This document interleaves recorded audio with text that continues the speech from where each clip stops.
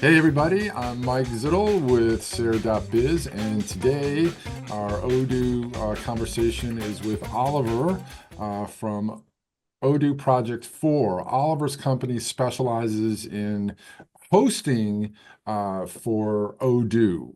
Now, Odoo has normally, enterprise level, which is the full SaaS, and it's the online version. You get what you get. You can do customizations within the studio parts, but not many third-party applications. And there's Odoo.SH, which is the hosted solution by Odoo, which integrates with GitHub, and it's cool. And a lot of companies use that, but not all companies always want that. They want to actually host it themselves so they have total control and security, etc. Myself, I prefer not to do patches, but that's why we're going to talk to Oliver because he's an expert in this. So, Oliver, welcome. Glad you're here, and tell me about tell me about your company and your service and why people would want um, to host their own version of Odoo. Yeah. Michael, first of all, thank you for having me on your channel. It's a pleasure. Nice videos you're having. We started Odoo4project as a hosting provider for of course, Odoo. And we tried to make it very easy for people to start with Odoo, for small business, for startups. I always have a big heart for startups. I had several startups in my life, so I know the hustle in the first and the beginnings and the cost constraints in the beginnings when you have to turn over every penny. So the first big difference between Odoo.SH and Odoo4projects is, of course, we host Odoo Enterprise, but with us, you can start with Odoo Community, which is basically the open source version of Odoo. So you can start with Odoo, try everything out, set up your website, set up your warehouse, set up your production, and you might run here and there into shortcomings of the community version. But I would say, let's say 80% of a startup you can all do with Odoo Community. So I would like to give the chance to small companies to start with Odoo Community and Odoo4project. Okay. That's, yeah. So how much, like, if it's a small company and they're, um, how much is how much is it to host an Odoo community solution? And also in your space, because it's hosted and you're running Odoo community, there's no license fee per users, right? You could have as many admin staff as you want. Is that another? Yeah, that's a big advantage. In my past profession, I run a lot of big scale projects, and I hated the discussion that we couldn't roll out, for example, MS Project to our team members because of the license fee. With Right. Odoo Community, you don't have this problem. So if you have 10 people in your company, you can give them grant 10 people access without any extra cost. So that's a big Uh, benefit. Yeah. So yeah, that that's kind of cool. Yeah, exactly. So basically, we set up several price plans. It starts from 214 US dollars. And this is basically comparable with Odoo Online, where you Mhm. can use all the features, but you cannot install own modules Right. like on Okay. Online. Then the So next, that's 214 per year, per month, that's per year. That's per per year. year. Oh yeah, that's Per right in year. line with that. Okay. Exactly, and includes backup, so you can have several backups and so on and so on. You can use your own domains and pipe it to our Odoo server. So you can use GoDaddy, for example, for your domain provider, for your email provider, and you just have to set one A record to point your domain to our Odoo system. So you can so all right, because like in current Odoo Enterprise or even Odoo.SH, it's a pain for naked domains. Like Yeah, the video I did last week about setting up naked domains. yeah. That can be really frustrating.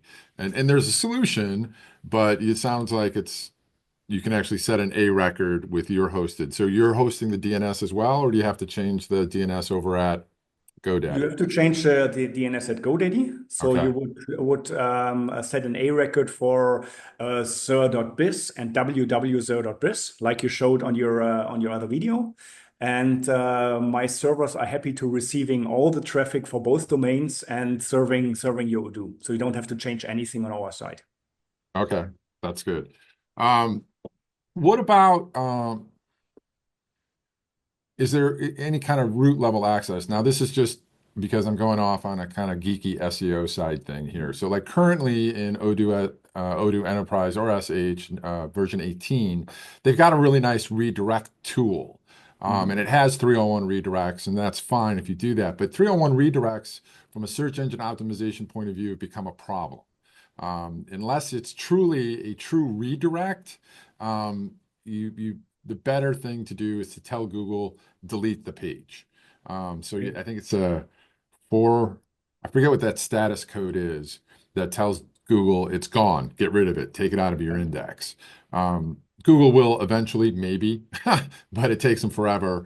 So if you're in that situation, you're kind of at the mercy of Google when they decide to take it out, and you keep throwing off 404 error pages because the page doesn't exist anymore. Mhm. So on your server system, would it be possible to set a .htaccess file or similar? I don't know what environment you're in. Um, No, that's would not be possible. But we serve both domains as a domain. So it's okay. no redirect. So you actually, when you go www dot or naked domain, it ends up being served directly without any redirection. So it should be very good for SEO. Um, all right. I don't want to go too far off into the SEO Okay. questions. It just struck me as we were talking. Yeah. Um, Talking about root access, perhaps one thing in the next plan, we also have the opportunity to upload own modules using Git. okay. And here we decided not to use GitHub because one thing that I really don't like about Odoo.SH that you have to have so many passwords and systems to access. You have to have your GitHub, you have to get your Odoo.com credentials, you have to have the credentials for your own system. And so we try to skim it a little bit down. So we actually have an own Git server in the package, Oh, which you can use. And we implemented a feature, it's called Quick Git. So when you just want to upload a module, especially for a startup user who doesn't want to manage Git, he can just upload the zip file and it's being deployed as a Git pack as a Git commit on our side. So you can just upload it via a nice form and the module gets installed. so it's So a little bit faster and quicker. Yeah, the Odoo.sh GitHub. I mean, I knew about GitHub. I played with it a little bit, but I had never worked with it like I did with Odoo.sh and that whole process. So you're right. It can be for non-geeks. exactly. I bet it's just overwhelming. Yeah, Um, I have several projects. I'm very happy with Odoo.sh, yeah, especially with its deployment with GitHub, with all the branches and everything. But if you just want to sell some stuff online and want to use Odoo for it, it's an overkill. yeah. Exactly. Huh? Yeah, it can. Yeah, it can be. I think it's great for. Well, I think it's great Yeah. because it streamlines so many workflows all in one place. You don't have to keep toggling back and forth. The usual Odoo beauty, right? Yeah. So that's awesome. Uh, all right. So we had talked earlier, and you had mentioned how you've got some tips that you wanted to share about people who are trying to actually host it themselves. What were some of those, top three pitfalls that you can, help people give people some advice? My top three pitfalls. The first pitfall is I saw a lot of installations where the password for the database manager has not been set permanently. So they exactly. So especially here, I personally live in Paraguay, so I was very surprised to see a small restaurant here using Odoo for their accounting system. So I went back and checked it out a little bit because I was very surprised. And I went into the database manager because I knew where it was and no password whatsoever. Oh, So that's the first one because yeah. when you install your system for let's say for the first time, it could be that you've got some access problems for the Odoo.conf. So Odoo itself cannot persist the password. So when you reboot your server, the password is gone. So that's Wow. the first one, which is very, very obvious. Um, then, of course, I've got a lot of stuff to discuss about hosting several Odoo instances, but this might not be interesting for your community. What I would suggest in any case is some kind of uptime monitoring Okay. because the server notifies you when you host yourself that some issue arises, Mhm. which is needed for any professional site anyways. And then I had a long learning period with CrowdSec, but it turned out to be very, very good to have a service like CrowdSec securing your server for all this pesky hackers, script Yeah. kiddie. The guys So that do there, nothing but hack. Yeah. exactly. I mean, it's a little bit insulting actually. When you're really hacked, it's one part, but with this Grid Kiddie just uses your web form to annoy you, then this is I hate this. So this is one thing, and actually I changed away from the Google Capture for forms since we're talking about the formulas, the web forms, Mhm. and changed to how's it called? Cloudflare. It is sorry. Well, Google Capture, we figure out is a little bit hard to configure because either the hackers get through or a lot of real customers get this annoying message that they're a robot, which oh, is right, not right. really good Yeah. advertising. Yeah, the So robot telling you you're a robot. Yeah, that's always fun. exactly. So nice new word. So we switched to Cloudflare, and actually that was quite painless. And since that, I didn't have any big problems with other clients. So that was a good step. And number three would be some kind of firewall in terms of smart firewall. So we decided to switch to why are they called so similar? Sorry for that. Cloudflare and Cloud Tech. Sorry.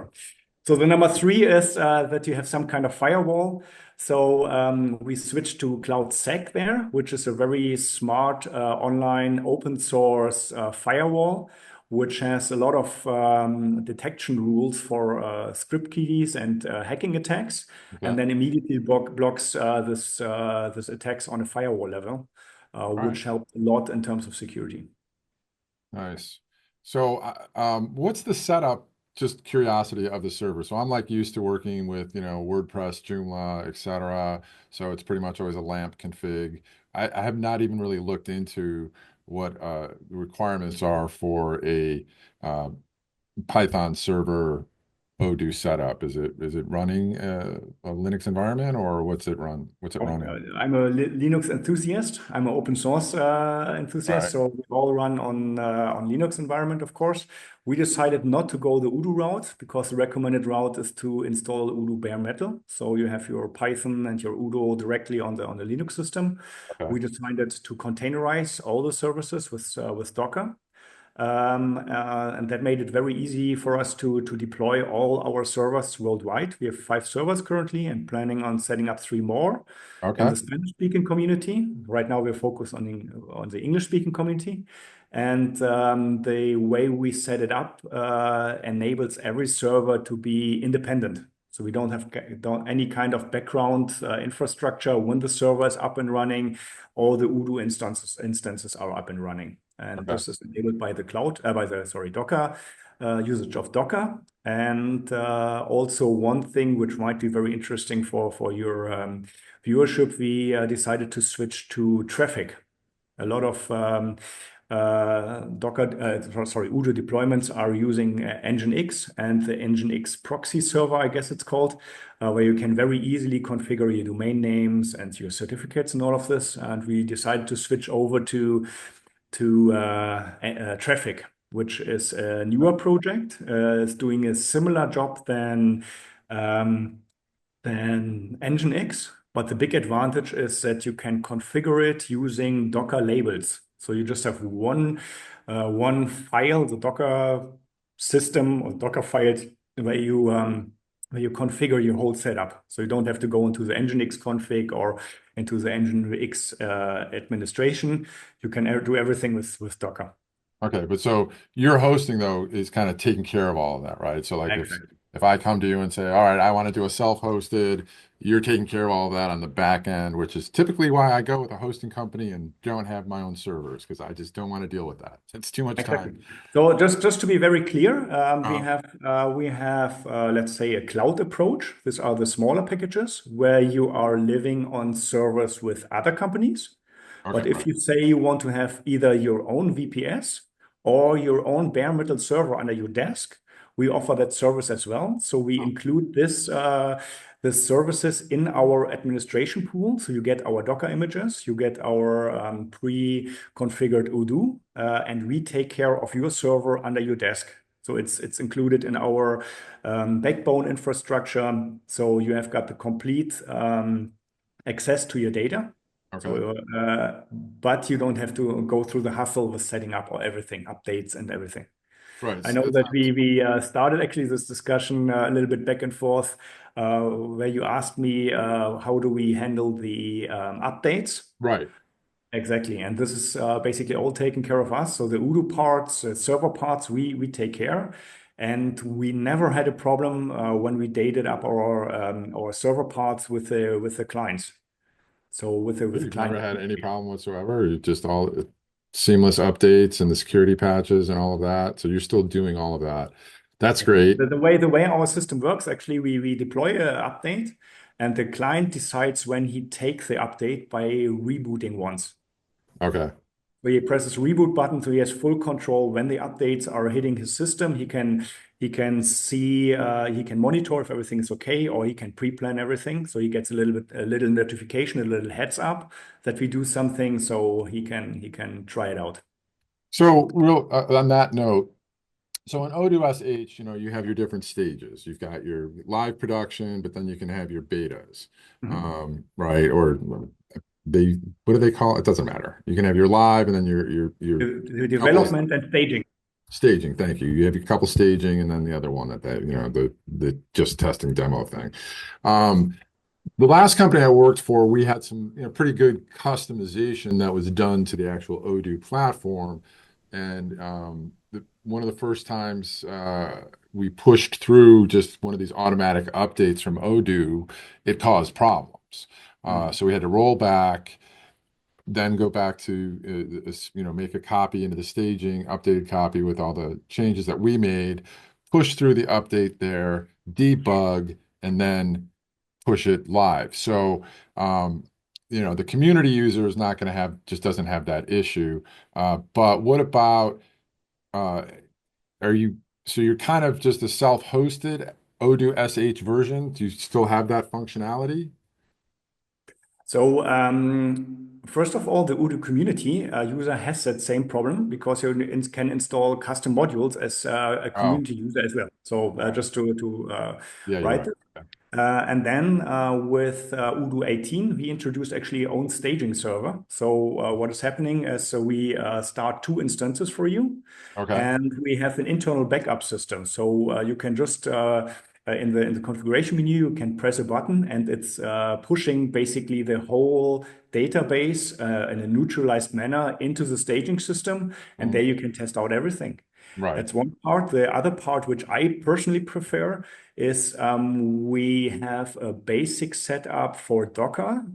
So when you check out your Git service for the first time, you get a Docker Compose file, which is basically enabling you to set up a small system with a database and Odoo on your own server, on your bare metal at home. Oh, So for small deployments, I prefer actually using that because I can download it. For us, the data is free. You can, and every time you can download all your data mhm. and install another Odoo and just push in your data because we believe our clients should stay for our service and not just not because you lock them in. Not because you're holding So them hostage. Right. And following that philosophy enables the developer to basically download all the custom modules, download the repository, and do a Docker Compose app. And then on your server, on your notebook, development notebook, a system like the system on the internet is spinning up. You can just restore the backup and have a system like you have online, which is very convenient for development because then you don't have to push anything up and test it. You can just use your PyCharm, for example. I know a lot of the Indian dudes, they love their PyCharm. I use something, I just use Vim. Okay. But you can use your PyCharm to test everything. You've got very fast development cycles. And this is what we're looking for, to bring the cost of Odoo for the client, for the company down. Okay.